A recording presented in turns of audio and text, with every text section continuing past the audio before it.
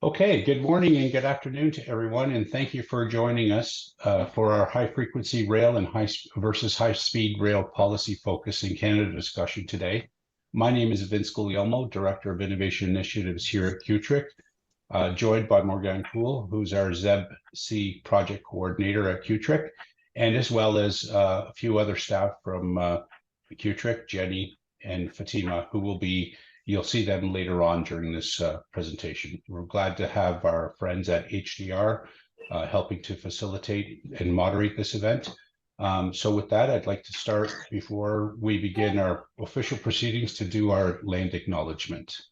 So I'm currently located in Hamilton, Ontario, and in the spirit of respect, reciprocity, and truth, we honor and acknowledge the lands which constitute the present-day city of Hamilton. It's situated upon the traditional territories of the Erie, Neutral, Huron-Wendat, Haudenosaunee, and Mississaugas. This land is covered by the Dish with One Spoon Wampum Belt Covenant, which was an agreement between the Haudenosaunee and Anishinaabe to share and care for the resources around the Great Lakes.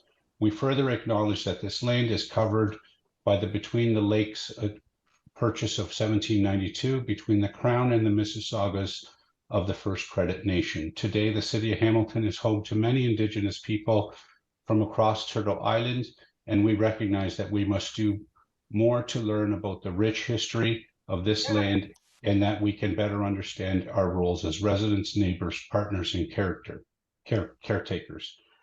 Further, at CUTRIC, we have a gender and racial diversity policy in place that encourages the hiring of diverse voices. We support Indigenous-led businesses when possible with contracts to support economic growth within and among our Indigenous communities. We support ongoing research and federal investment into the exploration, investigation, analysis of missing and murdered Indigenous persons and mass unmarked graves of children that went missing in the residential school system in Canada. And we strive to make Canada a greener place and support climate change initiatives, including through innovation that supports better mobility in Indigenous communities. Next slide, please. Usual housekeeping orders. I think everyone's quite familiar with Zoom, but you should all be muted and your videos turned off. There are buttons at the bottom. Most importantly, is later on when we have discussions, you can raise hands, but we're looking to questions. If you could just put them in the chat box, that way they'll be sorted out and our moderators and team will sort through them later. So that's the chat feature. You can see the participants on the participants button. There's the chat we mentioned. And if you want live transcripts, you can just click on the button down below and you'll see that. And when it's time to leave, obviously you click the leave meeting. So with that, can we go to the next slide? So yeah, go ahead. Go ahead.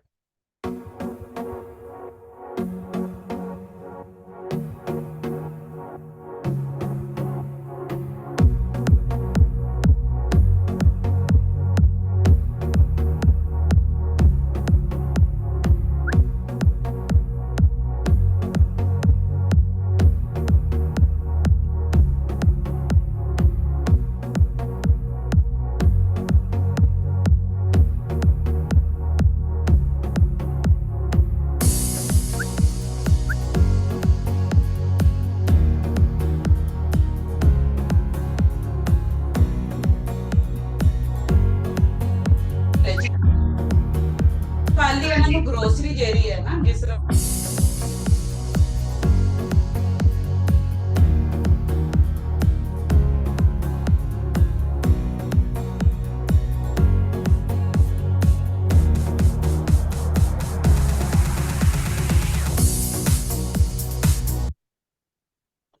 So to start things off, we wanted to highlight our Smart Rail Innovation Conference that we have planned for March 20th, 2024, just in a few weeks. In the chat, you'll see a link to the rail conference. We're currently working on finalizing all the speakers and registration is open. As a special thank you to those of you participating today, we are pleased to offer you an exclusive discount for your participation. Participations will receive an email with a special code sometime after the event. So when you go to register to take advantage of that discount, please use the promotional code at the checkout. As well, we are looking for sponsors, and agenda details and registration information and all sponsorship details are all available on the website if you'd like to participate. Next slide, please. So with that, I'd like to call the meeting to order. Next slide. We have a full house today. We have representatives from government, transit agencies, transit operators, industry and manufacturers, academia, nonprofit organizations and associations, and consulting services. So we have a full suite of representation in the industry. So we're looking forward to a great discussion. Next slide. Our basic agenda today is we're going to call the order, which we're doing. We just showed the roll call of some of the participants. I'm going to do the welcome and just go over some really simple high frequency rail, high speed rail policy discussion items. And then we'll turn things over to our speakers, which is what everyone is wanting to hear about, which will be moderated by Whitney Birch, who's our HDR representative and moderating today's session. After that, we will have a very short Q&A session. So please, during the presentations, feel free to put questions that you would like asked in the chat, and our team will moderate and field those for you. We'll do that for a few minutes, and then we will go into focus group discussions where Morgan will break you out into individual 3 different focus group rooms, pre-selected. In those rooms, you will go and you'll have an opportunity to voice in a smaller room to answer 2 questions. How can the Government of Canada support innovation in the fields of high speed and or high frequency rail? And what might CUTRIC's role be in leading implementation of rail projects going forward? Your notes will be recorded, and then we'll all come back to the main group, and we'll have our HDR representatives read a summary of without attribution to anyone, summary of comments made in each groups, so that we have recordings of that. And then we'll do full-fledged questions that are in the chat with the time permitting to answer any questions. So please, along the way, if you get anything in your mind, just put it in the chat, and Whitney will field them all, and then turn it over back to me, and we'll adjourn the event. So with that, can we go to the next slide? So welcome to our session. I won't repeat it. Next slide. So this is our last consultation session. We've done 6 of these. This is the 6th one. In the past, we've covered hydrogen rail. We did electric bus integration and rail station charging equipment, passenger data analysis, and rail to bus transit scheduling. We've covered autonomous rail crossings, cybersecurity and rail operations, and high frequency rail versus high speed rail policy focus, which is today's session. Next slide. Our history. So the CUTRIC Smart Rail program started back in 2018, 2020. There was some CUTRIC rail research that was done, and it identified the top 10 rail projects in Canada. And then there was a recent Innovations in Rail in Canada report that Transport Canada issued. So from there, we formulated the key topics, which is what these 6 consultation sessions were. So back in 2020, that's when this was envisioned. Along the way, the Government of Canada announced the Zero Transit Fund in 2021 to help change and build sustainable transportation sectors as priorities. Then we launched the Smart Rail Conference, the one that's coming up March 20th. It was launched in 2021. And then we did the Smart Rail program in 2022, which will go into 2025. And then in 2022, CUTRIC was selected as the Zero Emission Transit National Planning Service by Infrastructure Canada at the time, to help transit agencies adopt zero emission buses. Next slide, please. So just to kind of set some parameters, and I'm sure our speakers will have much broader definitions than this, but simplistically, high frequency rail is regular or very frequent predictable rail routes typically used by commuters for regional travel or as a connector to access longer distance travel. Typically, they're connected to mobility hubs, stations, or airports supporting other modes of travel. And high-speed rail, our definition is regular, predictable, high-speed train travel between longer distances. High-speed rail typically has limited stops every few hundred kilometers or so, usually in urban centers, facilitating long-distance travel. So with that, next slide. And some key characteristics of each. High frequency rail is predictable, frequent routes, typically used daily by work commuters or regional travelers, connects to mobility hubs or stations to facilitate other travel, and it supports integrated travel networks going from one travel mode to another through a high frequency rail network to connect to another travel mode. High-speed rail, on the other hand, is dedicated trains and tracks, much faster than car travel and probably more convenient than short-haul flights.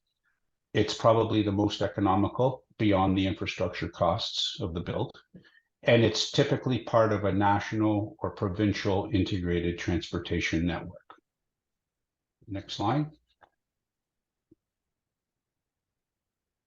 And so with that, I'd like to turn things over to Whitney Birch, who will actually introduce our speakers. I'd like to start by thanking Whitney for her time from HDR for this, and to thank our speakers for their participation as well. Over to you, Whitney. So good morning, good afternoon, everyone as well. So what if you walked out your door, you walked to a train station and you caught a high frequency train to work without worrying about a schedule because it was so frequent? Or you hopped on a high-speed train that took you to another region in less time than it took you to go to an airport and check in. And the policies that make this a reality is what our speakers will be talking about today.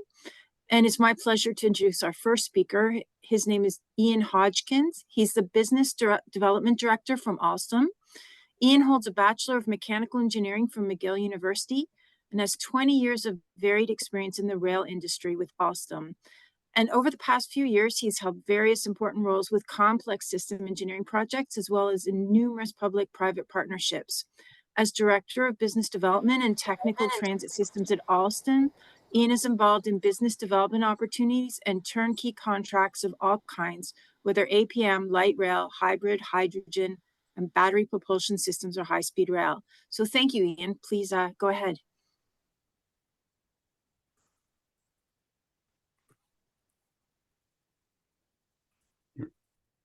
You're on mute.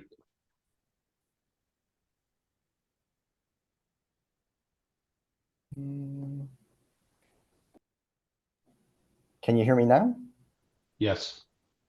Perfect. We had to have one hiccup, didn't we? Entire screen share.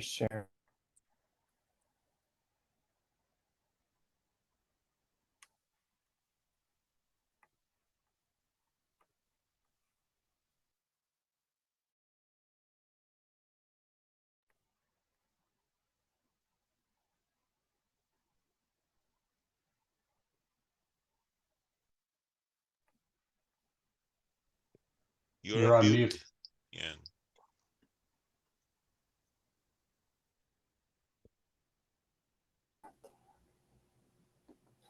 There we go. Can you hear me now? Yes. Yeah. All right. Third time's the charm. We'll go with entire screen, share. And can you still hear me? Yes. All right. I think the technology has worked. There we go. Vince, are we still good? Yes. Okay, good. Let's get rolling. So a little bit first, just a little brief introduction to Alstom. Who is Alstom? So Alstom's we're basically the number 2 rail car manufacturer, rail systems manufacturer, I should say, globally. We have about 80,000 people around the world. And from a Canadian perspective, some folks may be familiar that Alstom Transportation actually acquired the assets of what was Bombardier Transportation a little over 2 years ago, forming one company. From a Canadian context, a number of important features for Alstom in Canada. One is that our site in St. Bruno, Quebec, is in fact the headquarters for the Americas, so that's North and South America. We actually have 4 manufacturing facilities across Quebec and Ontario, and have delivered transit projects basically from coast to coast across Canada, as you can see on the screen here. We've delivered projects, not only just rolling stock projects, which happily a lot of people are familiar with, but also we provide signaling systems, we're providing electrification systems and turnkey wayside systems, and also services, in that we operate and maintain systems in Vancouver, Edmonton, the GTHA, and in Montreal as well. So we provide more than just rolling stock. We actually provide full systems and rail systems, and are quite proud to do so from coast to coast. Vince, I really enjoyed your definitions, and I thought it was an appropriate way to introduce the discussion, because one of the things that we get embroiled a lot when we talk about either high speed or high frequency is what is high speed and what is high frequency. And I certainly appreciated the features of your definition. To build on your definition a little bit, referring to the Union Internationale de Chemin de Fer, the UIC based in Paris, who sort of oversees all things, basically a union of all the different railway operators around the world, has a definition which is that the high-speed train represents a jump in speed, which is why the UIC considers that speed of 250 kilometers per hour and above as a main criterion for a high-speed train. There are some caveats, and under certain circumstances, speeds between 200 and above 200 and below 250 can be considered high speed. But generally speaking, the accepted criteria is a train that runs at 250 kilometers per hour or faster. Again, looking at some data from the UIC, if we look around the world, the countries around the world which currently have high-speed networks, China is by far and away the largest, with more than 40,000 kilometers of high-speed network globally. Across Europe and Asia, we see a number of other players. Notables include Spain, which has one of the largest networks in Europe, France, which was the birthplace of the TGV, Japan, which was the birthplace of the Shinkansen in the 60s. And then so on. And then equally notable and acknowledging that we have colleagues from the United States. The United States has a high-speed network in the form of the Northeast Corridor, providing service between Boston and Washington. And as you can see, there are a variety of other countries around the world which have either the beginnings of some high-speed network or quite significant high-speed networks in each of their countries. So if we think about high-speed network, how can high-speed benefit Canada? I mean, if we're to have a discussion about what is the sort of the compare and contrast between the benefits of high speed versus other types of rail, well, what's the benefit of speed essentially? And so for the sake of the conversation today, I'm going to explore 3 different specific topics. I could argue that there are many more benefits beyond these, but we'll start with these for the moment. The first is climate change.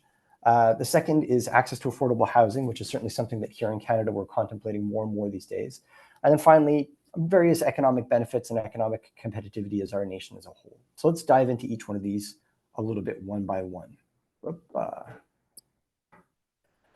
First off, in terms of greenhouse gas emissions and energy efficiency. First, it's worth mentioning that as a mode of transportation, rail generally is among the most energy efficient, certainly for transporting multiple passengers of any other mode of transportation pretty much that exists terrestrially. Now, if you look within the rail domain specifically, high-speed rail, as it turns out, is even more energy efficient in terms of the amount of energy used per passenger kilometer than other modes of transit. So basically, we use less energy to move a passenger 1 kilometer with a high-speed train than even a commuter train, a metro, subway, or other types of trains. So it's the most efficient of the most efficient. And conversely, from a greenhouse gas emissions perspective, the greenhouse gas emissions for trains are, as you would imagine, lower than just about any other mode of transit. And then high-speed trains within the rail domain are even lower than other forms of rail transit.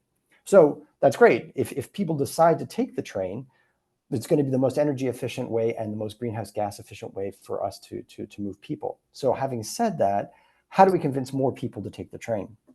So we have some statistics here from around the world, which show a little bit of what the number one factor is, at least in our experience, to motivating people to switch towards train. And as it turns out, it's trip time. Essentially, what you see on the graph here is a number of city pairs. Along the x-axis is the trip time in hours, and on the y-axis is the market share of rail relative to other modes of transit. And what you can see is in the bottom are a number of city pairs represented by little gray dots. All of them are roughly sort of in the 400 to 500 kilometer distance separation. And then when these were previously served by low or conventional speed rail, and as each of these cities received high speed, you can see that they moved into the corresponding blue dots. So here, as an example, Madrid and Barcelona goes up from sort of 10% market share for rail up to almost 60% market share for rail. It illustrates that as the trip time got shorter, the market share for rail gets higher. So in short, in order to convince more people to take transit, the best way to do so is to shorten the trip time. And the way to shorten trip time is to increase speed. So if we want to really have a significant impact on our greenhouse gas emissions and in terms of reducing environmental impact of transportation, a leading way that we're going to be able to do so is not only to use the most energy efficient way, but also being higher speed will help to convince more people to take the train and make the shift towards high-speed rail.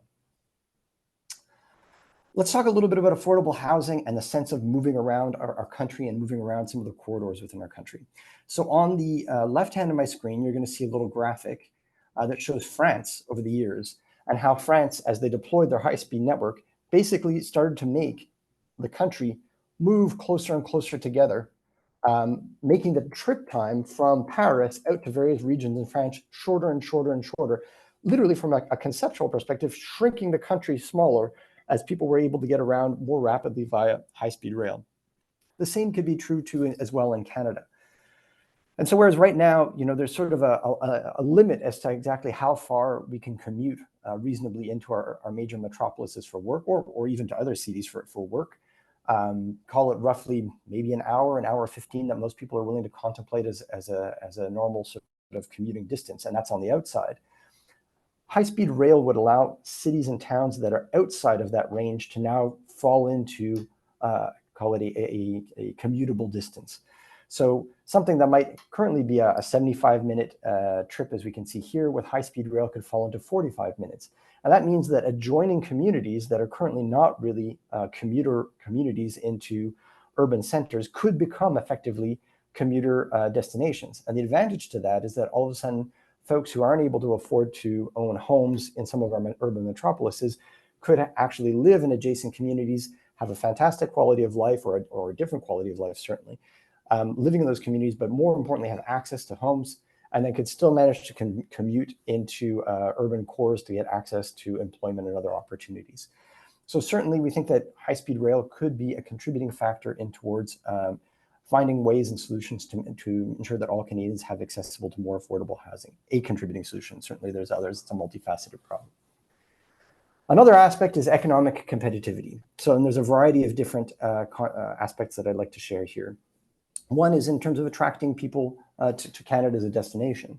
One of the things that can attract basically people as in terms of choosing Canada over other destinations to settle from around the world can be the fluidity of motion and the ability to get around in our country. And certainly high-speed rail, particularly in the key corridors around the country, could help to contribute to increasing that attractivity. One of the other unfortunate realities is that there is direct cost associated with our current preferred mode of transportation, which tends to be single occupant automobiles, or at least automobiles more generally, and that there are accidents and costs associated with, incredibly regrettably, with ground transportation in Canada. With a tremendously high safety rating, and in fact that the very, very few accidents occur on high-speed trains, the degree of safety and by extension, the cost associated with accidents could be largely offset, at least for those folks who chose to take high-speed rail, in the case that high-speed rail were available. There's also the concept of intermodality, which is that communities can now be connected to airports, to urban transit systems more readily than they currently are, making it easier to get around not only our nation, but to get to other nations more rapidly, quickly, and conveniently. Again, increasing our ability to be more competitive and to be more attractive to both to businesses and also to folks who decide to come to Canada. Another problem that's been come up more and more recently is the mobility of goods, and that moving goods and goods around Canada has become more and more of a challenge as our roads are more and more congested. By attracting more folks to take the train and get off the highway, that would actually free up space on our highways for mobility of goods that couldn't otherwise be transferred by other means. So that one of the ways we can address part of our issue with our mobility of goods challenges, particularly in GTHA, could be to provide a high-speed rail system which would provide an attractive alternative. Let's look at some of the buts. What are some of the challenges that we hear? Can Canada really afford a high-speed rail system? Well, we're the only G7 country that currently doesn't have one. So it certainly stands to reason that if other G7 countries can afford high-speed rail, it's within our reach. Will the TGV work in winter? Here we actually see an example of one of our vehicles in a wintry setting, and I have a small video to share immediately after this that'll show it in operation.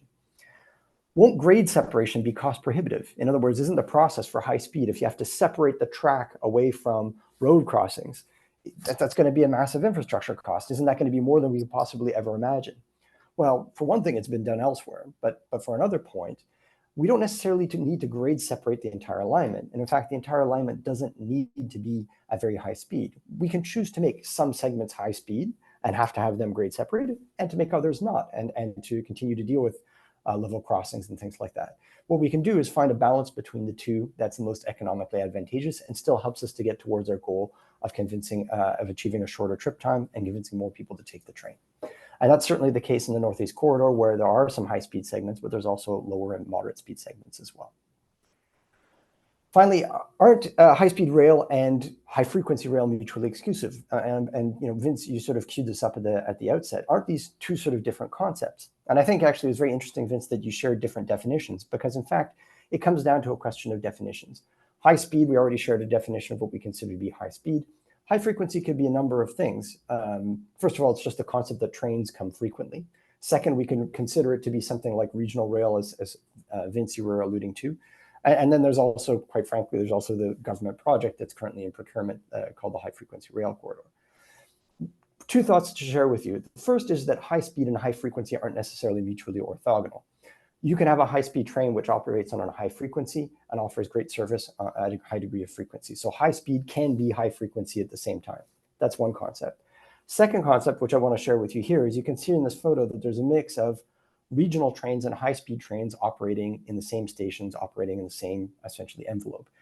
High-speed rail can coexist with regional rail in the same corridors, as is the case in the Northeast Corridor in the United States, again, where the Northeast Regional operates on the same tracks as the Acela between Boston and Washington.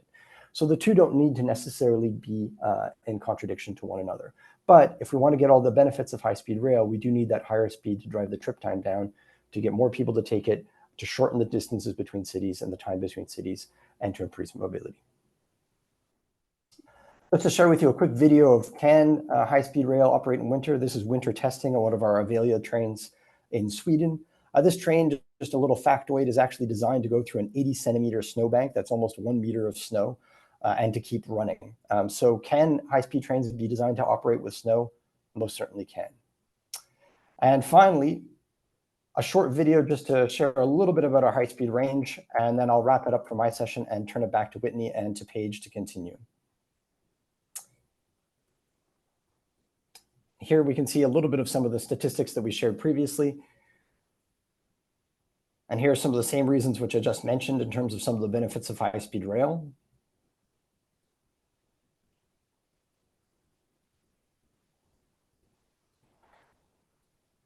And Alstom is one of the technology leaders globally in terms of high-speed technology, as we're the manufacturer of most of the TGV fleet in Europe and France, excuse me, and certainly have TGV products that serve other countries. We have a variety of speeds, and we have a great experience internationally, both in Europe and around the world. And I'll stop it there and say thank you very much for listening to the presentation. I'll stop sharing, and Whitney, I'll hand it back to you. Thanks very much, Ian. The second speaker today is Paige Marlotte. She's with P7 Strategies, and she's also a researcher with the International Union of Railways. Paige is a transportation consultant skilled in creating strategies for passenger rail to build support for capital projects and to address reputational challenges. So she's experienced with strategic communications, researching, analyzing policy, project management, grant programs, social media, and executive education. And for over 15 years, she's developed and executed strategies, communications for a range of clients, also including global brands, Fortune 500 companies, the public sector, academia, and small businesses. She's worked with the Mineta Transportation Institute, the MIT, the American Public Transportation Association, the Downtown Seattle Association, Seattle DOT, and Amazon.com, among others. She specializes in researching mega regions and the integration of high-speed rail stations into airports. I also wanted to congratulate her, as she is one of the recipients of the Mass Transit Magazine's Under 40 Award for her career accomplishments. So please take it away, Paige. Thank you so much, Whitney.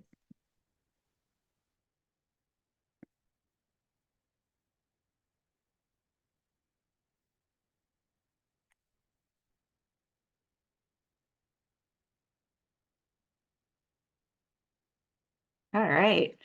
So as Whitney said, my name is Paige Malott, and I'm a principal with P7 Strategies. You can connect with me on social media at the links below. A little bit about me. I am a researcher and strategy consultant focusing on passenger experience, high-speed rail stations at airports, and the Cascadia High-Speed Rail Project, which connects Vancouver, Seattle, and Portland, Oregon. I've been on over 100 intercity train journeys crossing 4 continents, which has provided me firsthand insights into 9 of the 20 high-speed rail systems that are currently operating worldwide. I'm also a proud Spartan. I earned my master's degree in transportation management, focusing on high-speed and intercity rail from San Jose State University. Now we'll dive right into it. Ian touched on this a little bit, but going back to those International Union Railways data on speeds, high-speed rail is a commercial speed of 250 kilometers per hour plus. Intercity rail is 220 to 250 kilometers per hour, and conventional rail is anything less than 220 kilometers per hour. High-speed rail is purposed to serve journeys between 160 and 800 kilometers that are too long to drive and too short to fly. Out of the 20 countries that have high-speed rail networks, 13 of them operate at speeds over 300 kilometers an hour to compete with air travel. Now, for high-frequency rail, there's no specific definition or international standard from UIC. However, the terminology is used by Canadian officials to describe the project as a new rail service operating mostly on electrified and dedicated passenger tracks at higher frequencies, higher speeds, and with greater reliability. This definition is also applicable to high-speed rail.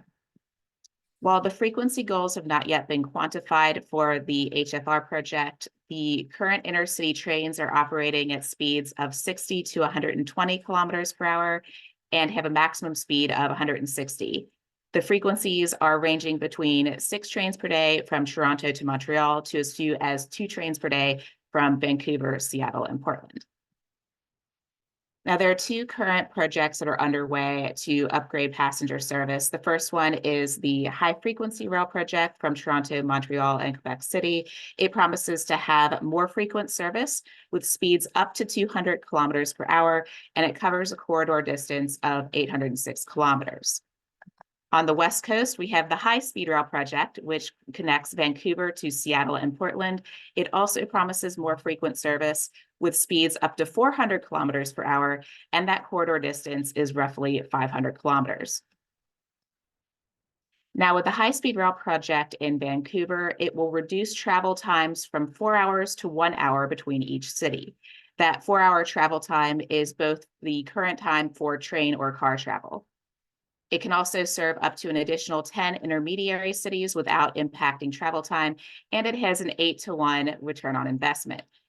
The high-frequency rail project will reduce travel times roughly in half between those cities. The estimated cost was $6 to $12 billion, but this is mentioned to be an older number. It hasn't accounted for inflation and needs to be updated, and the economic growth has yet to be determined. There are some similarities between high-frequency and high-speed projects. First is that both are promising to have a new dedicated passenger line. Both will have frequent service and improved reliability. Both will continue to operate conventional rail services whilst the new line is built. Both are electric powered and will serve large cities and intermediary cities. The main differences are that high-speed rail offers faster travel times that are competitive with air travel, while high-frequency rail is going to provide cost savings on infrastructure construction in exchange for longer travel times. Now, we've reached the part of the conversation that kind of goes something like this. One person points out that we need to improve frequencies to existing rail lines before building the high-speed rail. Then someone else points out that high-speed rail provides the competitive travel times and frequencies that will influence the mode shift we are seeking. The first side doubles down and points out that high-speed rail is expensive and it's going to take decades to build. Then they throw in a quip about, oh, I'll be retired or dead by the time this system even opens. And then finally, the other side comes back and says, we're tired of using the previous generation's infrastructure. Passengers aren't going to choose a frequent train if it still takes a half day to get there. How many people have actually heard this conversation recently? Drop an emoji or mention it in the chat. Now, a rational person, a reasonable person jumps in and says, hey, we can actually do both of these things. We are a well-resourced country. We have a lot of talent. We can simultaneously build short-term and long-term projects, to which somebody jumps in and says, well, who do you think we are? France? All right, so what do? We're not just building trains for the sake of building them, we're building them with specific outcomes in mind. The Ministry of Transport has identified these 5 specific project outcomes that they're looking to do when they're improving passenger rail. The most important one is the significant mode shift to trains from cars and airplanes. They're looking to do this by improving accessibility, improving the quality of the journey, and also finding ways to address the growing population, ultimately providing a more sustainable travel model. Now, we've also kind of looked at this and said, okay, these are great project outcomes, but we're missing something important. We're missing the conversation about the passengers, the people who are going to be using these trains. So instead of looking at it as project outcomes, what are the passenger outcomes? How do we want to influence people's behavior when building this project? So rewriting those project outcomes as passenger outcomes, we're looking at game-changing service that makes the train an easy choice to driving or flying. When taking the train is convenient and attractive to the most amount of people, greener travel occurs. And fast, frequent travel times let people live and work where they want by improving access to more housing and employment center choices. We also need to look at some of the obstacles people might be encountering when they are choosing the train, driving, or flying. What is the travel time? What is the cost? Are the schedules convenient? Where is the station located? Are there connections with local public transit? How many passengers are choosing to fly or drive in this corridor already instead of taking the train? And how many could actually conveniently shift that trip to passenger rail? Now consider these 2 itineraries. If both are offering departures every 2 hours and the ticket price is relatively the same, which would you choose? Even though travel time has been cut in half from the current 8 hours to 4 hours using high-frequency rail, it's still not necessarily delivering a competitive travel time with the other modes that are providing faster service. So, would you choose this itinerary? Would you shift your air travel trip to train with this benefit? Next, consider this option. This is the Vancouver-Seattle option, where the train is now traveling at 400 kilometers an hour. You've reduced the travel times to the same 1 hour. Both are departing every 2 hours.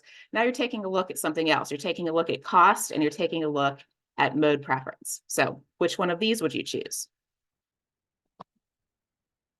I'll give you another example of a recent high-speed rail system that opened. This is in Morocco, the first high-speed rail in Africa, which opened in 2018.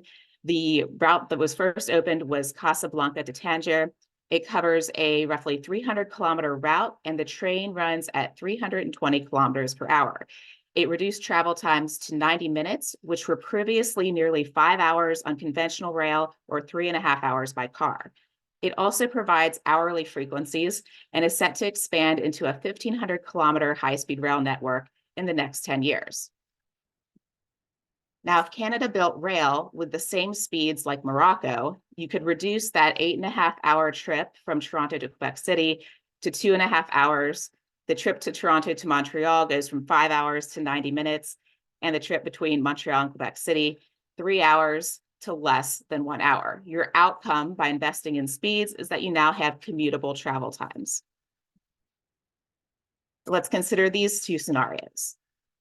Do you want to invest and prioritize passenger outcomes, or do you want to prioritize infrastructure costs?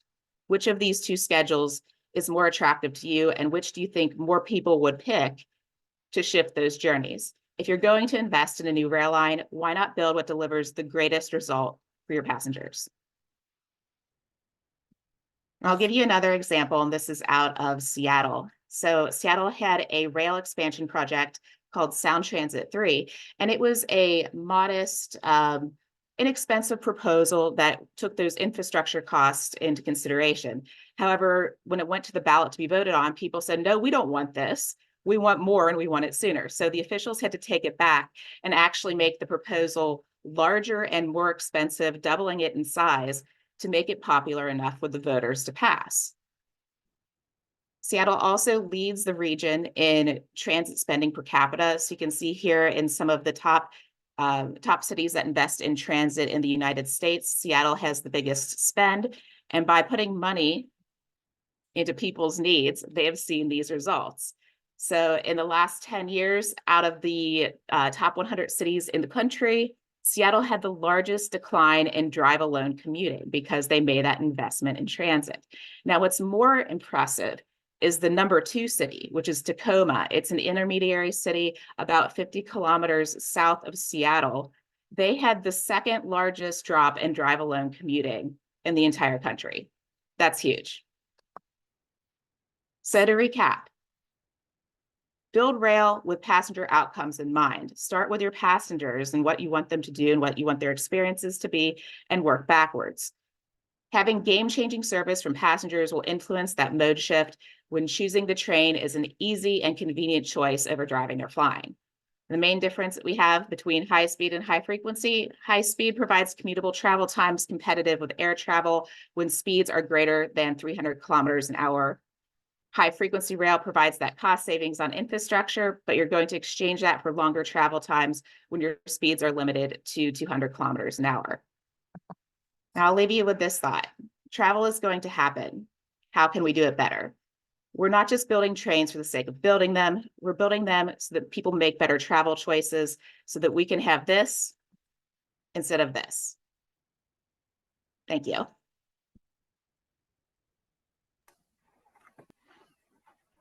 Thank you very much, Paige. That gives them something to think about with those last 2 pictures, that's for sure.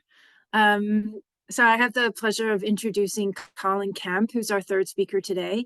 And Colin is a transportation planner with the California High-Speed Rail Authority, and he's in the Office of Planning and Sustainability. Colin works with local agencies and community-based organizations on station area planning for the Central Valley stations. Prior to working for the authority, Colin was with Caltrans, their division of rail and mass transportation, where he managed passenger rail equipment procurement and interagency agreements for the Amtrak California corridors. Colin graduated from the California State University at Sacramento in 2020 with a degree in geography and a concentration in metropolitan area planning. He lives car-free in Sacramento and can be found riding his e-bike around the town. And if you'd like to get started, that'd be great, Colin. Thank you. Thank you, Whitney. And thank you, Paige and Ian, for those great presentations. That'll be hard to follow. Let's see, sharing my screen. So, good morning, everyone. It's still morning on the West Coast where I'm located, so I get to still say that. I'm here today to provide a quick project update on the California High-Speed Rail project. So, and thank you for having me. A video.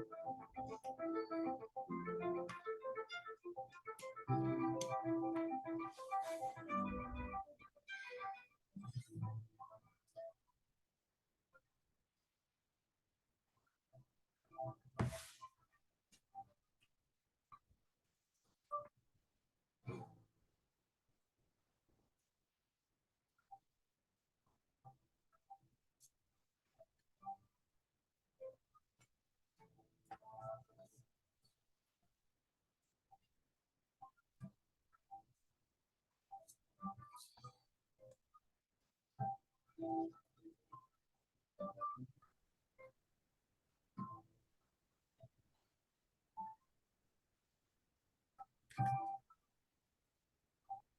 just having this project, it's opening so many opportunities for so many people.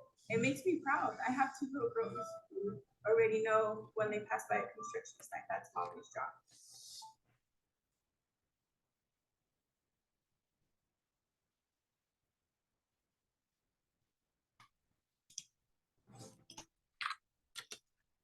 All right.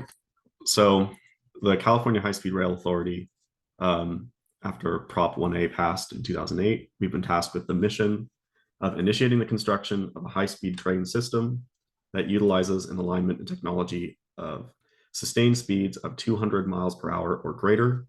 I wrote down my conversion here of 350 kilometers per hour is our expected time.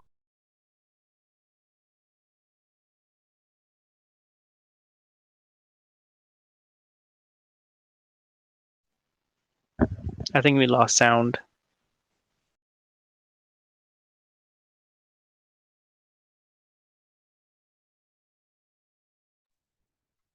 You hear me? We can, it's just very low. Hello. There you go, much better. I'm having a weird hardware issue with my microphone. Anyways, so as I was saying, we have a mission to initiate the construction of a high-speed train system with technology capable of speeds up to 220 miles per hour or 350 kilometers per hour. Definitely in the high-speed rail category, as opposed to higher frequency. We have 3 principles that guide our decisions as an organization, which includes initiating high-speed rail service as soon as possible, making strategic concurrent investments that can be linked over time, and to position ourselves to construct more segments as more funding becomes available.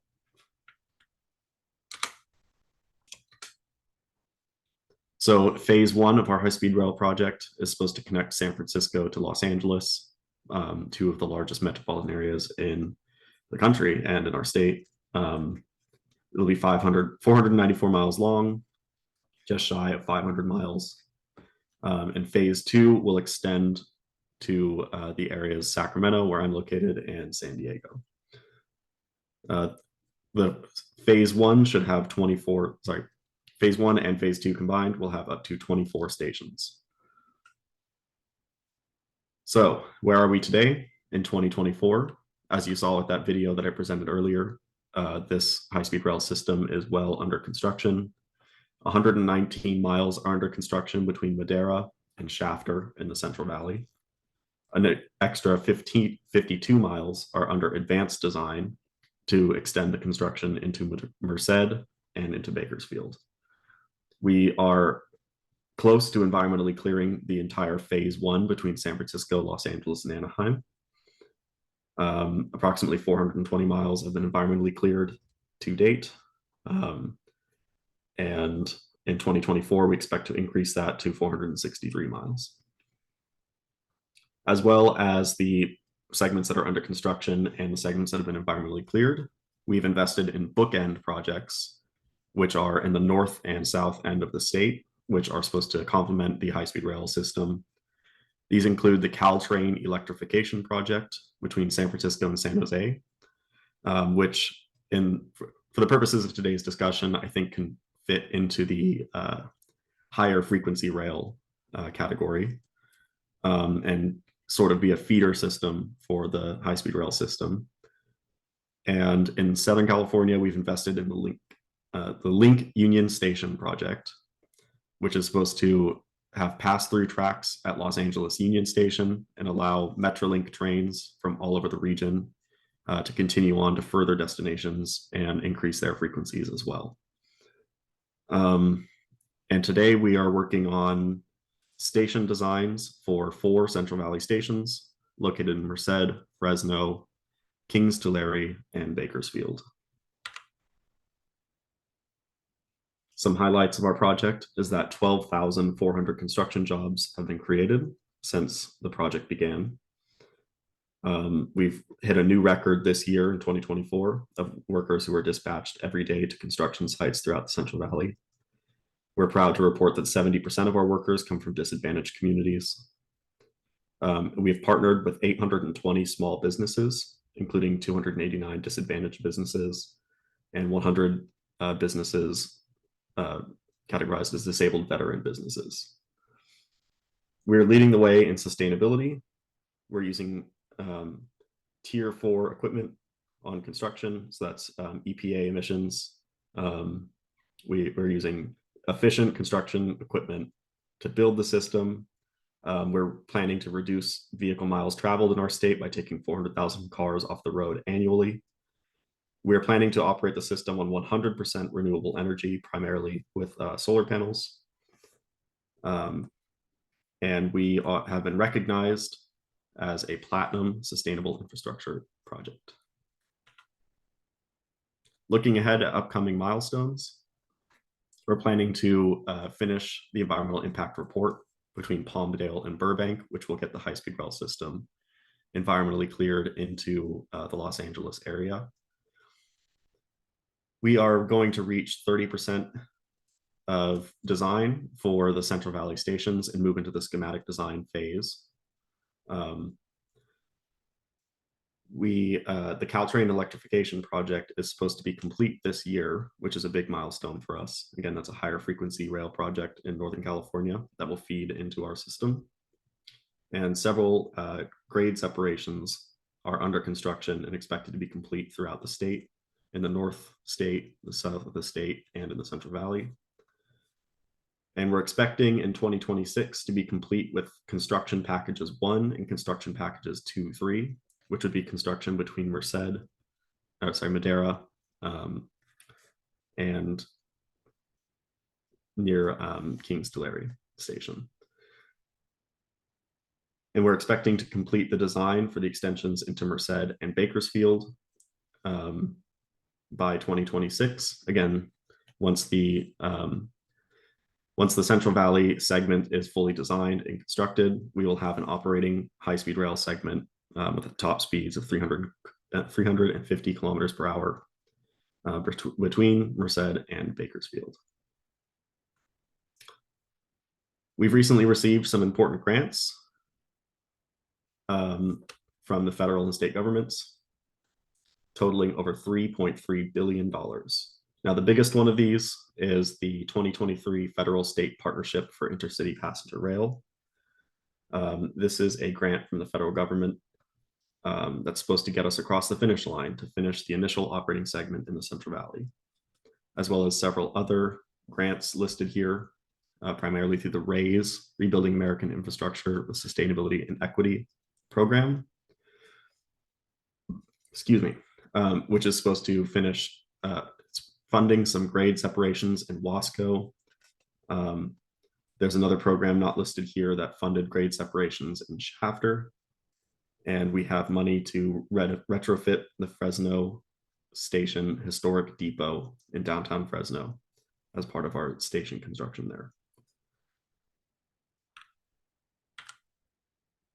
Now, regional transit connections. This is very important for today's discussion. The initial operating segment that is under construction between Merced and Bakersfield is going to connect to many different services throughout our state and serve as a backbone for a statewide interconnected rail network.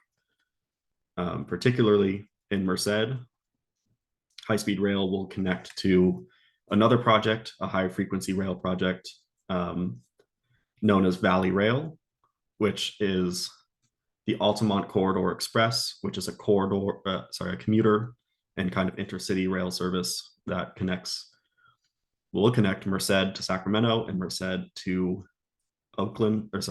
San Jose by way of Stockton, as well as the San Joaquin Joint Powers Authority, which is an Amtrak service that connects Merced to Sacramento and Merced to Oakland. And in the future, we'll have other key transfers, especially San Jose Diridon Station. There will also be transfers to ACE at that station, as well as the Capital Corridor trains, which is another Amtrak service in Northern California. Caltrain, which again is the higher frequency rail electrification project between San Francisco and San Jose.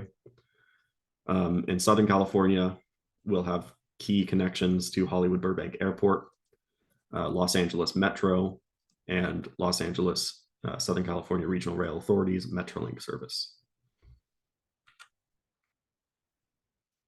Here's a little bit more information about our Central Valley stations. So we are in the design phase right now for our Central Valley stations in Merced, Fresno, Kings, Tulare, and Bakersfield. Here's some fun little renderings, hot off the presses, of some of our anticipated stations. These stations, some of them, especially Merced, Fresno, and Bakersfield, have the added benefit of basically being in the downtown area of the communities that we'll be serving. So within a short, 5 to 15 minute walk, there's a lot of land uses and also opportunity sites for development. We'll move on to the next slide. And you can see on this map, the yellow segment, the yellow line is what's known as the initial operating segment between Merced and Bakersfield. This is basically with the federal money that we got awarded late last year. We essentially have the money to finish this segment and connect to services in the Central Valley and have an operating high-speed rail segment. Here's another slide emphasizing in our station areas what we're looking to do with station area planning by working with local cities and community-based organizations and property owners. The idea is that each of our stations should be a 15-minute community where you can find housing, employment, day-to-day errands like shopping, going to the doctor, or getting your groceries, all within a short distance of the train station.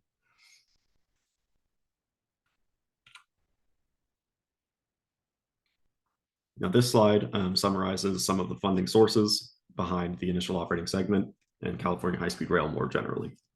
So as I mentioned at the beginning of my presentation, in 2008, the voters of California passed a almost $10 billion bond measure known as Proposition 1A, which allocated funds for the construction of high-speed rail. In 2009, we received a large $2.5 billion grant through the American Recovery and Reinvestment Act. And then in 2010, we received another $929 million from an appropriations bill from the federal government. And then money dried up for quite a while until 2021, when we received another $50 million of RAISE grants that I mentioned recently. And then in 2023, we received $3.3 billion through the RAISE program, the federal state partnership, the Corridor ID program, and the CREASY program. So federal money is flowing. We're expecting also through California's cap and trade program, which is a unified market with the province of Quebec. Some of you may be familiar with the cap and trade program that our provinces and state share. But we're expecting about $750 million to $1.25 billion continuing every year from the state government.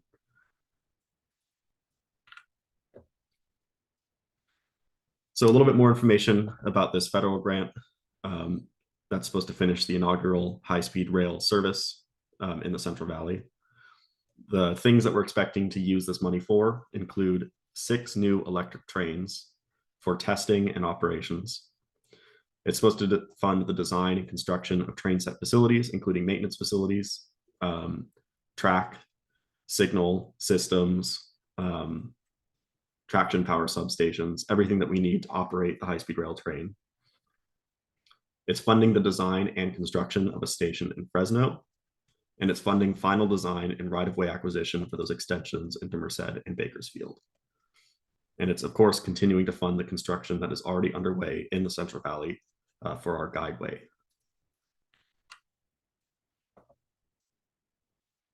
Now, a little note about the high-speed rail system. A lot has been said and written about the high-speed rail system in California. I would even dare to say that it's controversial in the world of transportation planning, especially because of the high-end price tag of almost $128 billion at the high end of our price estimate. However, when we view it in comparison to the equivalent capacity that we would get from investing in expanding airports like San Francisco and LA, or the 4 regional airports in the LA basin, if we look at the alternatives, which is investing in more freeway lanes, larger airport terminals, and et cetera, our project still comes in way under budget compared to the alternatives. We're expecting that this investment in the high-speed rail system for California is definitely a cost-effective investment when compared to the alternatives. So thank you for listening to my presentation today. Here's some information about social media where you can view more information about high-speed rail. We have a great YouTube channel. I recommend that you follow us there if you don't already, to get construction updates and more. So with that, I'm going to turn it back over to Whitney for, I think, our brief Q&A session. Thank you very much, Colin. I'll definitely go to YouTube. We have several questions that are kind of swirling around the idea of higher speed rail as opposed to high speed rail. And so I think, Colin, you had actually mentioned higher speed rail as it related to the San Francisco corridor. If I could maybe start with you, if that's the case, and then turn it over to Paige, because she was really defining between the infrastructure investment between high speed and high frequency. And then finally, Ian, if you wanted to comment on where you guys are thinking in terms of that higher speed rail as well. Thank you. Yeah, so I'll take that question. And I want to do mic check. Is my volume okay? Yes. Okay.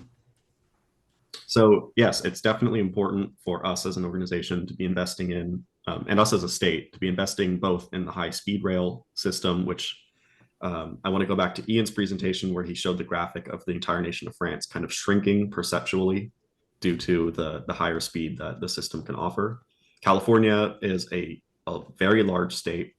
It's about 500 miles between Los Angeles and San Francisco. So perceptually, the high-speed rail system, when it's complete, is a backbone that will connect our largest metro areas. But in those metro areas in the different regions of the state, it's important to us to invest in higher frequency rail as a sort of feeder system to get people onto and off of our trains. So that's why we are investing in Caltrain electrification. This project is a higher frequency project.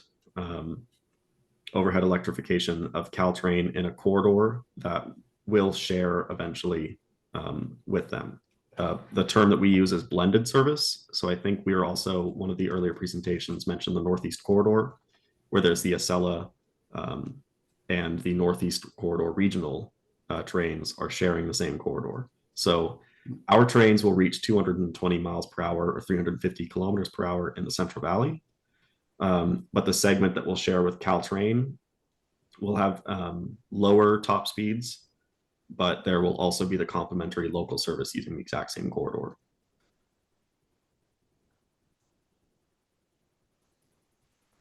Did I capture that question? Go ahead.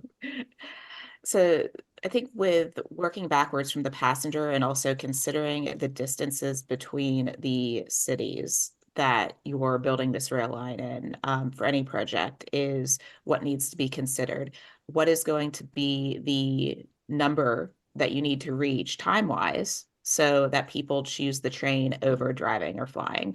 And that's going to be different for any state or province. That's going to be different between which country. So it's really looking at those passenger outcomes and saying, how fast do we need to be running a train in order to get people from big city A to big city B and have them choose this option instead of going to the airport or getting in their car and driving. And when you consider that, like, that's going to help you inform what kind of service that you need to be planning for. Now, as far as, you know, what are we doing currently where there's underserved routes? where we have 2 trains a day from Seattle to Vancouver, for example. I think that we need to basically accept that what we see as higher frequency service elsewhere in Europe is actually standard service for elsewhere in the world, and that we are underserved in rail projects in North America. And when we are able to basically admit that to ourselves and say we need to start putting more frequencies on our existing routes to bring this up to standard service, we can do that for the short term, but also plan longer term to have newer technologies that are globally competitive, because we're setting the bar too low if we're saying we want to have higher frequency or higher speed rail / intercity rail speeds, when those are speeds that the rest of the world was achieving back in 1986. We need to be setting the bar higher to say we are capable of achieving speeds of over 300 kilometers an hour, because that's where the rest of the world's technology is, and it's only going to be getting greater from there. So remaining globally competitive and considering passenger outcomes is what needs to be considered when making decisions.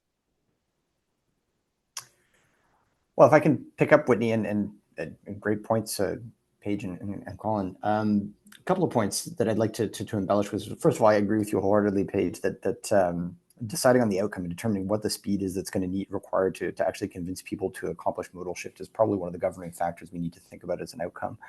I think one of the things that I've seen swirling in a number of the comments is, well, why not just build to 200 kilometer per hour? Wouldn't it be cheaper? Wouldn't it be good enough as a first step?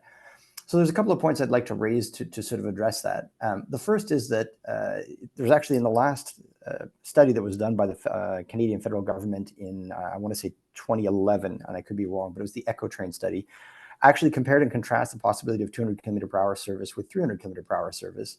And quite interestingly, the difference in capital cost between the two was quite small. It was around 10, 20%, roughly speaking. I don't have the exact number off the top of my head. And one of the reasons that could explain that, I don't have all the details of the study in hand, but one of the reasons that could explain it is that above around 170, 180 kilometers per hour operating speed, you need to grade separate, regardless as to whether it's 200 or whether it's 300 kilometers per hour. And the grade separation is one of the significant civil costs associated with constructing high-speed rail.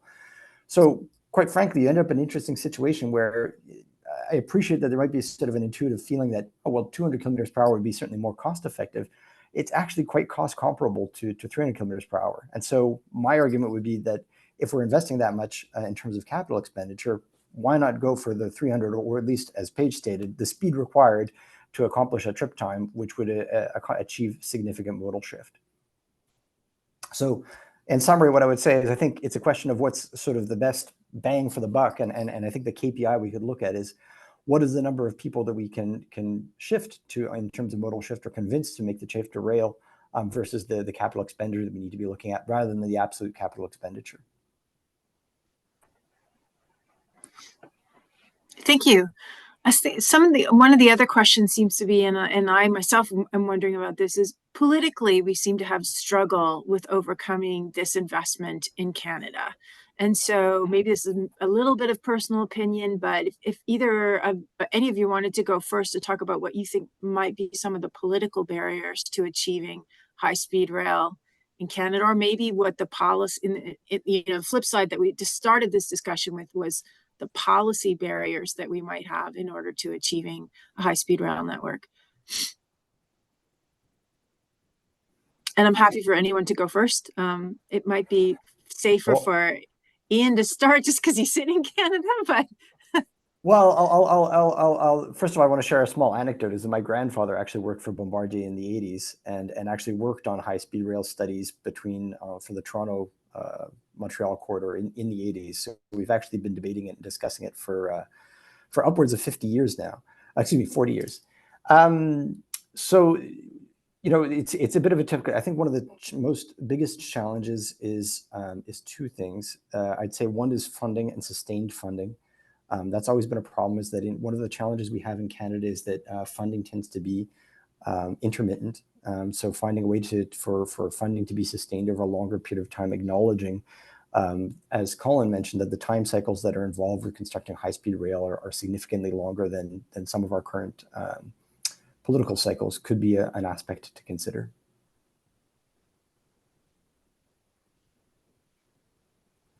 Yeah, I want to second what Ian just said regarding the political nature of building high-speed rail. And obviously in California as a state, we rely on some federal money from the United States federal government, and between like high-speed rail can't be built overnight. It takes several decades of strategic investments and strategic prioritization. So we're at a point as an organization where we want to get an initial operating segment constructed, because it's a lot harder to kill a high-speed rail project and revoke its funds and say it's not going to happen anymore when there's actually a high-speed rail train reaching speeds of 350 kilometers per hour. So our goal is to finish a shorter segment first and then connect to the metro areas as strategic funding opportunities become available. For the Pacific Northwest project, some things that have actually gone well politically that I think are learning opportunities is that the Premier of British Columbia has a good relationship with the Governor of Washington State, which are the two province and state that are basically driving this project. So being able to have government leaders that are champions of the project locally have been crucial in getting the recognition and getting the funding lined up and the decision making going forward. Basically, there's been progress and decisions and money lined up from each of these regions every year for this project since 2016. So that's been fantastic to have the governor and the premier championing. We've also had good federal support. So once we had those two folks lined up, our federal delegates were enthusiastic about it as well in the states. So for clarity, the Washington State is kind of leading the project, and we have the partnership with British Columbia. So the folks who applied for the funding for the project went through the U.S. Our federal legislators became enthusiastic about the project. Basically, we had sign-ons from everyone in the state and support again from the premier to advance this line. And then that helped us get more of the local representatives on board. We had mayors that were getting on board with it, mayors from both the large cities and the intermediary cities, understanding these benefits and basically being clear about the outcomes and noting the return on investment. If you can get your project to a part where you have solid data from the business case study that you can point to, I think that's going to be super helpful in making the case to people that may not have a background in transportation or maybe more more experienced in freight rail or roadways and need to understand passenger rail better. I also think that having delegates that have had international experiences, that have gone abroad and visited Korea and Japan, like our delegates have, has helped see results and has helped see how these systems actually work in real time. So that takes some coordinating and some interest and will from, I think, the local and provincial leaders, and figure out who your champions are. It doesn't necessarily have to be everybody at once. You just need those one or two folks that are enthusiastic and that get it and are looking at it through a different lens. Well, thank you all. I'm going to turn it over to Vince. He's going to just help us get into the breakout sessions. Okay. Thank you. Thank you. Thank you, Whitney, and thank you, speakers. What a very engaging set of presentations. Before we go forward, I need to go backwards. I'm remiss in when I introduced Whitney, I just threw it to her, but I didn't read her bio, so I'd like to do that now. So I apologize, Whitney. But Whitney is a business class lead for rail and transit systems at HDR. She is also stepping in as the role of project director for the Ontario Line Technical Advisory Team. For the past 32 years, she has worked with transit agencies in Canada and the United States, developing and implementing projects aimed at increasing transit options. High-frequency projects also include Millennium and Evergreen Line in Vancouver and Skyline in Honolulu. So that's why Whitney's our moderator today. I thought I'd put that out there. So now we'll go back to the task at hand. If you've liked what you've heard so far, a reminder that our conference on March 20th, our Smart Rail Innovation Conference, is going to have this subject in more detail with different speakers and some of the same. And we also have many other subjects as well. And so at the end of this session today, you will get an email and it'll have a special code for you to register, to thank you for participating today. It'll be a discount code and you can use it to register. And I believe we may lose Paige at this point. So I think, Paige, thank you very much for your time and we'll see you again soon. Yes, thank you all for having me. Everyone Thanks for knows how to joining, reach everyone. out to you, and if you need to reach Paige, reach out to us, and we can connect you to Paige as well. So let's move on to the focus groups now. So Morgane is going to be working in the background. She's going to push the trigger at some point, and each person will be broken out into one of three groups: government, transit agencies, and OEMs, consulting services, academia, nonprofits, associations, and other industry. In there, we will have 2 questions to discuss over a 15-minute period. Question 1 is, next slide, is how can the Government of Canada support innovations in the field of high-speed and/or high-frequency rail? And question 2 is what might CUTRIC's role in leading the implementation of these rail projects be? We're going to break out into those groups. Those are the 2 questions. There'll be moderators there. There'll be note takers there. Feel free to say your comments. Nothing will be attributed to any individual or company that said anything. And then we'll come back in about 15 minutes, regroup, and we'll share comments from each of the groups with the broader audience, and then we'll do a wrap up. So thank you for your participation so far, and let's split out, Morgane.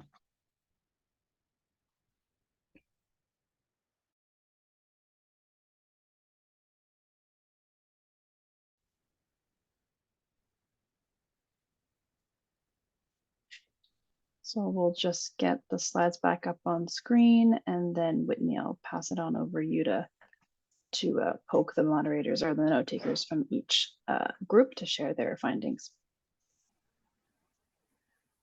Yeah, I think the first group was the note taker was Saloni, but I'm not sure. Did you want the note taker or the moderator to do the summary? Probably the note taker is best positioned. That's right. Yeah, We'll have the Saloni. note takers. Yeah. Go ahead, Saloni. And Vince, feel free to jump in and add anything I may have missed. So it was an interesting discussion. So the first question was about how can the Government of Canada support innovations in the field of high-speed and high-frequency rail. And there was discussion about,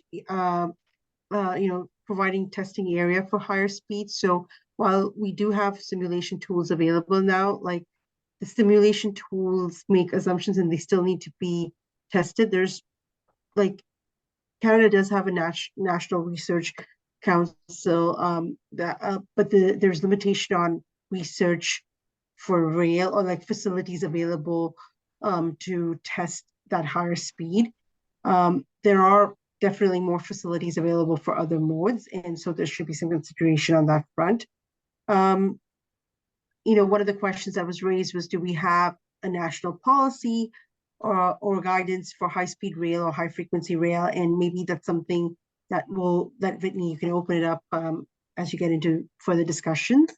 And then connected to that was also a comment about, the transportation planning for high-speed rail needs to take into account more than just point-to-point travel. It needs to take into account accessibility across the entire network. So what kind of accessible choices or modes that you're providing? Maybe it's first mile, last mile aspect of it, and often that gets missed in certain centers when you're planning for high speed and high frequency rail. The other piece was about just a cultural shift. Like one of the constraints that we've had in Canada is that we've funded high frequency rail, but then what's the next funding? Like we need to start thinking about the long-term opportunities and funding that rather than just waiting for the population growth to take place and then looking at funding needs for a high frequency or a high speed rail across Canada. And then the other comment was about, and providing some sort of financial incentives, maybe to private entities that can help in supporting innovation in HSR and HFR and make it happen. So we spent a lot more time talking about how the government of Canada could help support innovation. In terms of what QTRIC can do, one interesting comment was about QTRIC supporting or helping in making that economic argument. Oftentimes, there's more emphasis provided to reducing the gridlock by building adding more traffic capacity or traffic lanes, or building a new highway, or on LRTs. But maybe looking at what the benefit, like doing a cost benefit analysis and what the benefits the rail system provides. And then just a final comment was, QTRIC could play a bigger role in engaging the local government and understanding their socioeconomic benefits and using that as a platform to support agencies, like rail agencies that are working on HSR or HFR initiatives, as well as the government. If there's anything else that I may have missed. No, funding longevity was a key point. I know you touched on it, but just to stress it, funding longevity and getting the attention of local and provincial governments on working on building out these hubs and better management of traffic, for lack of a better word, through analysis and economic analysis, and how that gets funded. Back to you, Whitney. Thank you both. And I think CJ, if you would like to lead off from the second group. Yeah, sure. Thank you, Whitney. So we spent a bit of time looking at the question itself and determining whether it's the right question that needs to be asked. So we talked about how the first question itself implies that how can the government of Canada support innovations? It implies that we are close to implementing, but that doesn't seem to be the case based on the presentations we've heard today. So maybe looking at innovating in this space is not really what the government needs to be doing right now, but perhaps making a decision on whether or not we should move forward with either high-speed rail or high-frequency rail. And are we willing to make a decision on that? And if so, once we are in a space to make that decision, then we can move forward. It was mentioned that innovation comes from when projects are happening and they're already started and they're along the way. You can't really innovate without implementing anything. So it sounds like we spend a lot of time here in Canada discussing and ideating, but we don't get to the point of executing anything.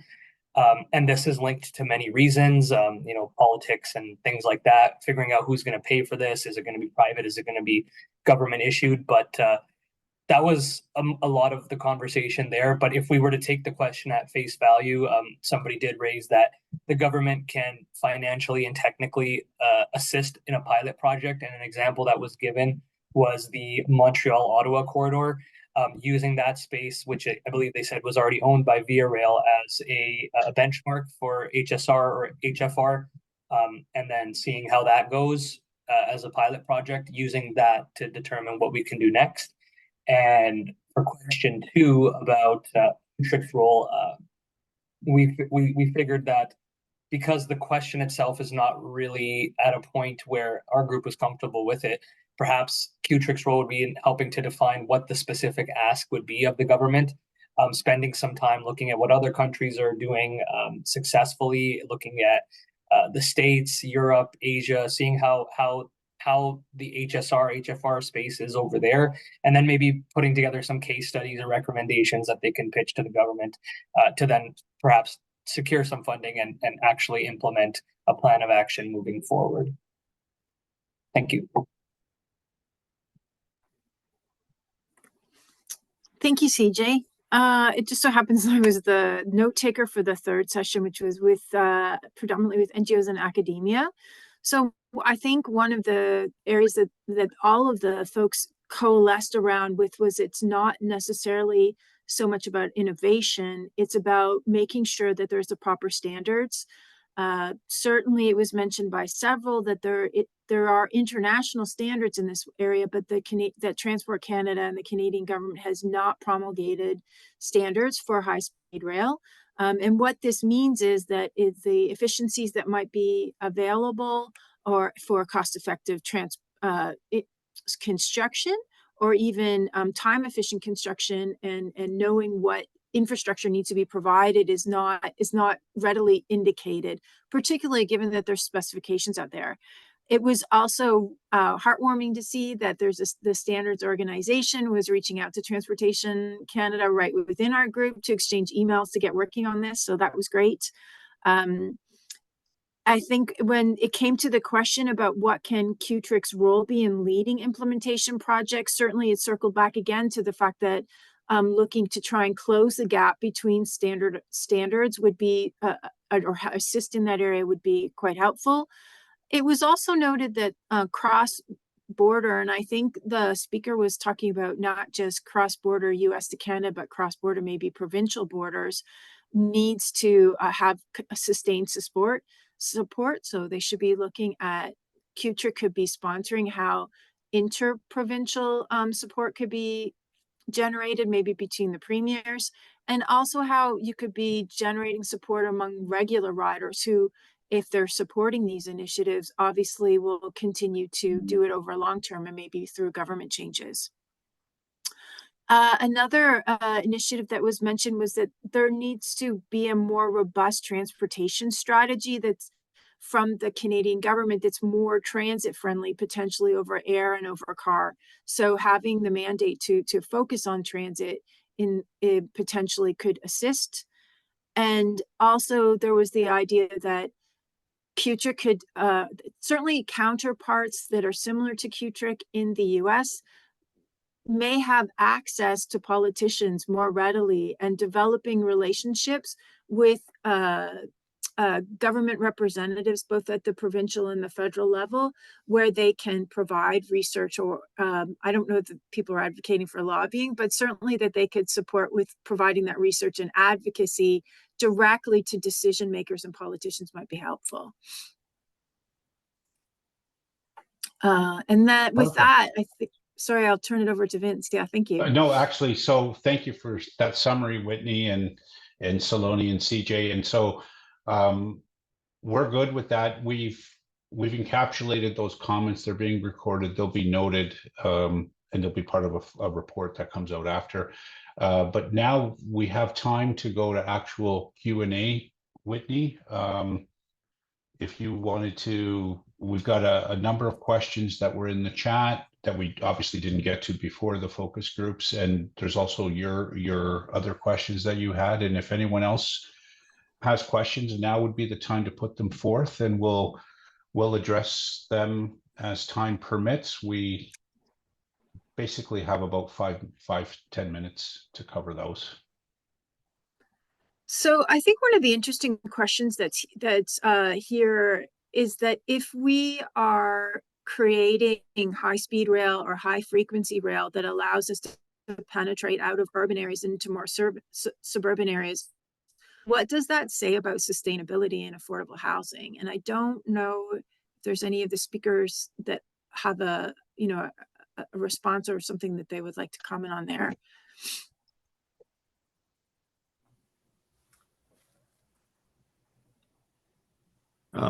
I guess I can address Colin, this. please. In Colin, please go California, ahead. we're definitely anticipating that the high-speed rail system, as it's planned, is going to open up a lot of new housing and communities, basically for people to explore living outside of the major metropolitan areas and instead living somewhere like Fresno and commuting to work, as well as allowing people who already live in Fresno to access greater job opportunities throughout the state.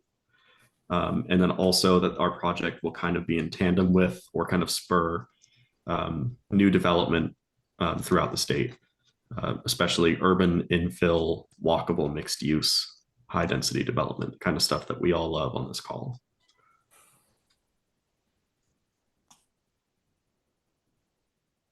Ian, did you have any comments you were going to add? Or? I mean, I was just going to point out, it's a broad question, one that we could certainly discuss for quite some time. I totally agree with Colin. I think there's an opportunity in Canada where this would extend the capability for people to live outside of the main urban areas. The question was raised with regards to sustainability. Certainly one thing that I'd suggest, if the folks are living outside of our major metropolitan areas and are using an electric powered high-speed train, which is the most energy efficient that we talked about earlier, it could actually have a net benefit versus someone living closer to the urban core and choosing to drive. So whilst I acknowledge that it may seem counterintuitive that this form of expanding the urban core could have positive benefits, I would suggest that it has the potential to do so, given the right context, of course. And, Thank you. Whitney, I would note as well that federally, the government, the infrastructure is part of the same minister for social, and that's Minister Fraser. So there's an open acknowledgement that transit in urban centers, rail connections are all part of societal balances and diversity planning for communities of the future. And so we're going to hear more of that, and they are intrinsically tied. Yeah. Another question, it was raised in our group, and I think it's a question that maybe people might have different opinions on. It was in our group, it was suggested that we need to be in academia focusing more on getting more rail engineers and having academia promote rail engineering. I wondered if you guys had any thoughts about what other areas of focus could be helpful for both high-speed rail and high-frequency rail for academia to focus on and for students to focus on.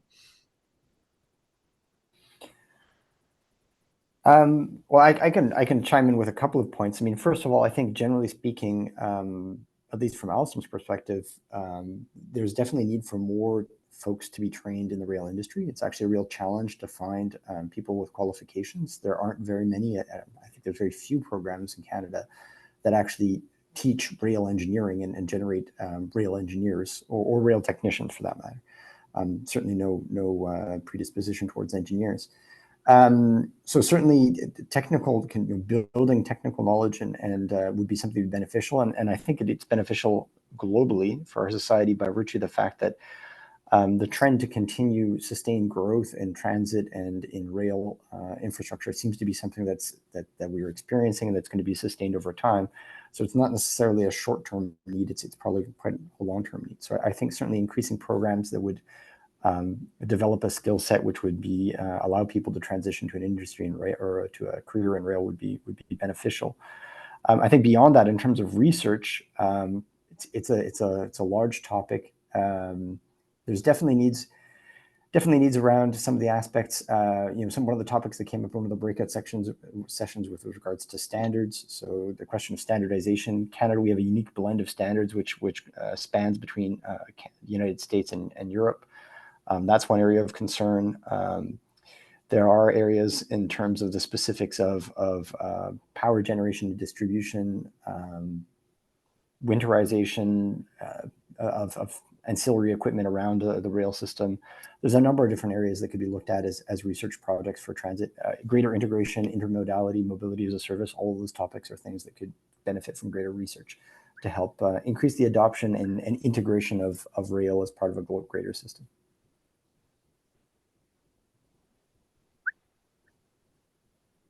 Colin, I didn't know it was a recent grad, if you had any thoughts on this. Well, I would say my education definitely didn't specialize in high-speed rail, and it was kind of like a couple turns in my career that brought me to my current position. And I will say that the California High-Speed Rail Authority, as an employer, as a government agency, we are struggling also with the same issue that Ian identified, which is there are not enough railway engineers or railway professionals to fully staff our agency. We do have a consultant contract in place with Deutsche Bahn, the German high-speed rail operator, to bring in international expertise and oversight, project management oversight. But yeah, we definitely need some more homegrown North American railway engineering expertise. That's something that in the next couple decades, as we gear up to fight climate change and work on large scale strategic investments in the transportation sector, we need more professionals. Okay, thank you. I guess the last question I have is, one of the issues with high frequency rail is trying to get CBTC, or communication-based train control, right, implemented effectively and working effectively. And I'm wondering if there's communications issues with implementing high-speed rail, and if you're seeing any of these issues, or it really doesn't come up.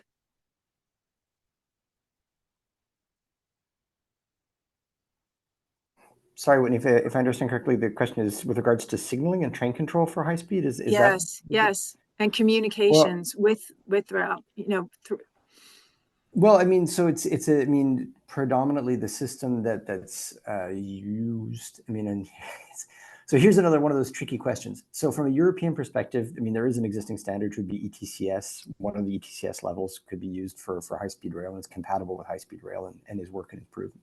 It is in effect a communications-based train control, but it uses different communications layer and signaling principles than CBTC does. So ETCS would be a likely candidate. But that gets into an interesting debate from a Canadian perspective, which hitherto our mainline rail standards have been aligned with the United States standards, which geared more around what's called conventional freight or eventually PTC or something like that. So there is, I mean, where you raise a good question is what is more adapted, ETCS or PTC? I certainly think that I know that PT or ETCS is being looked at actively for certain projects in Canada right now, and I think there could be a possibility for it to be an innovation deployment and could be an area that could be interesting. So I think there are existing technologies that could be compatible from a signaling perspective, but you're right. There is a question around which standard we want to adhere to.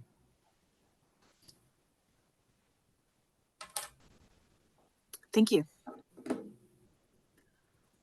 I just want to go back to talk about, there's some other questions in the chat that I'm noticing are coming up. Give me a sec. I think it's just around affordability, and so I don't know, you know, when we're talking about affordability, and certainly Paige mentioned earlier that you have to look at that as one of the criteria in order to capture ridership for high-speed rail. I was wondering if either of you are aware of any studies that you're using predominantly right now in order to make sure that the rail line that you're developing there in California, or work that you're doing, Ian, around affordability with the infrastructure. Well, I mean, it's let's see, affordability is a challenge, and there's no absolute answer to it. I think that you know, one of the challenges we're seeing globally across the industry right now is that there is an increase in construction costs. I mean, inflation is hitting the construction industry, and so that's one thing that's a consideration. I mean, one other consideration that I'd share, and I really, Colin, you had a slide on this, and I really liked it. In fact, I'd love to see a copy of it at some point in time, which is a comparison between the equivalent infrastructure for rail versus road and or aviation. And you know, one of the things I'd suggested is, as a society, we continue to invest significantly in road infrastructure and in aviation infrastructure, and certainly not to suggest that those investments aren't necessary, but certainly the type of investment we're talking about on for rail infrastructure, for passenger rail infrastructure, is comparable to those investments being made to road and aviation. So I think there's a question of prioritization which needs to be reflected on, and a question of relative scale or order of operations, if you will. Suffice to say that I know that we look at the numbers and tend to sort of get concerned about the affordability and go, you know, that's a lot of money, but we're actually spending significant sums of money on transportation already. So I would suggest that it's not necessarily a question of affordability per se, but as I said, prioritization. particularly considering the greenhouse gas benefits and impacts and upsides that can be derived from going for a passenger rail system.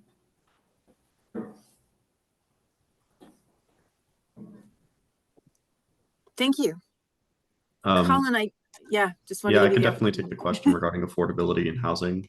That's something, as a resident of California, I'm acutely aware of our massive housing affordability crisis throughout the state, even in our smallest metro areas. Housing is very difficult to come by, and we're expecting our project will have some hyper localized impacts near the train stations. So if you look at a community like Fresno, we'll be building a station in downtown that's also adjacent to Chinatown, which is a historically Black neighborhood that's faced decades and decades of underinvestment and redlining and et cetera. And we're coming in with a massive new infrastructure improvement, which will bring a lot of new accessibility and investment to the neighborhood. But the flip side to that is that we know, based on empirical evidence and research and what's happened in other countries, that will also lead to a huge expansion in housing costs and acceleration of displacement. So that's something that we're working with the local governments to figure out ways to minimize those impacts and maybe counteract them. So it's something we're aware of, and we're not just coming into these neighborhoods guns blazing with a massive new investment and turning them into San Jose too. We want to make sure that it's thoughtful and careful and can benefit the people that are already living in these communities. Well, I'd like to thank you, Ian and Colin, very much for your presentations and your thoughtful responses and for your time.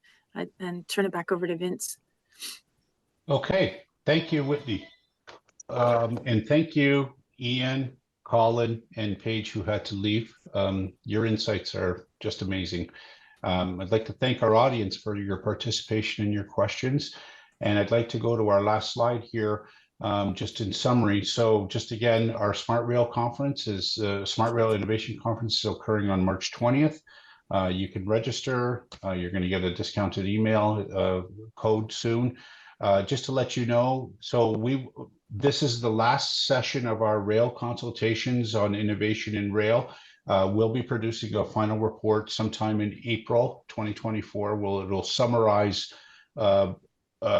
strategic points from each of the other sessions.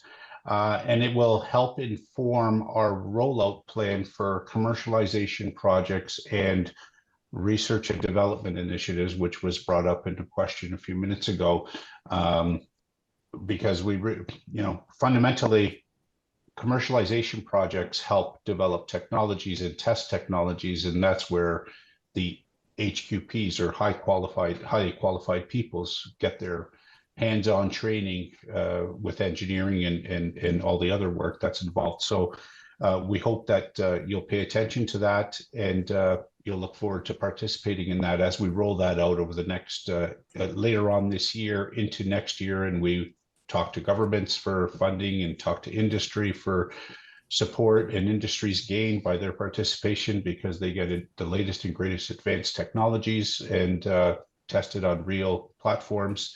So that's where we're going with the rail strategy. So I'd like to thank you today for your participation and engagement. If you have any questions, please send them in to us. We look forward to seeing you on the 20th of March. And with that, I'd like to close the session and thank you all for your participation again.